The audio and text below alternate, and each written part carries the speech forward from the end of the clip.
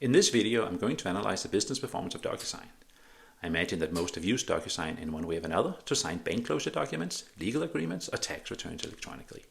They were founded in 2003 and their headquarters are in San Francisco. They went public in April of 2018.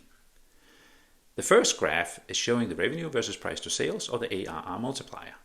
It clearly shows the COVID valuation bubble between July of 2020 and October of 2021. But when we compare the price to sales to the year-over-year growth, we see that the bubble is actually supported by an increase of growth in the same period. The most interesting thing about this is comparing the pre-COVID valuation and growth to current levels. Before COVID, 40% growth gave them a 10x valuation. But post-COVID, the growth fell to 20%, then 10%, down to the current level of 7%, while the valuation stabilized around 5x. To understand this falling growth, we can look at the growth to sales ratio. During COVID, DocuSign grew 80 cents for every dollar spent on sales and marketing. This has decreased to 17 cents. Comparing them to similar sized companies, they are in the lowest quartile.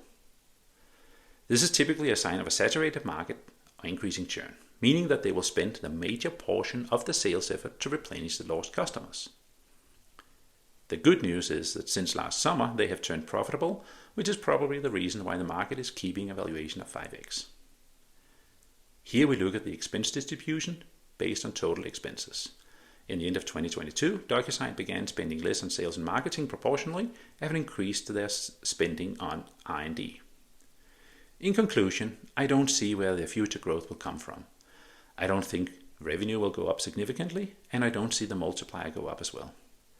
For the revenue to increase, they will need to do several strategic acquisitions, open new markets, or find a way to reduce churn.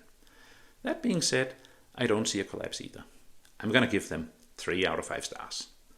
I'm only looking at the past business performance of DocuSign. I'm not doing a stock prediction. Write a comment if you have any questions or want me to analyze a specific company. I'm Johan at ClearGrowth. We are Cash-Flow FinTech that uses AI accounting to increase our customers' average cash balance.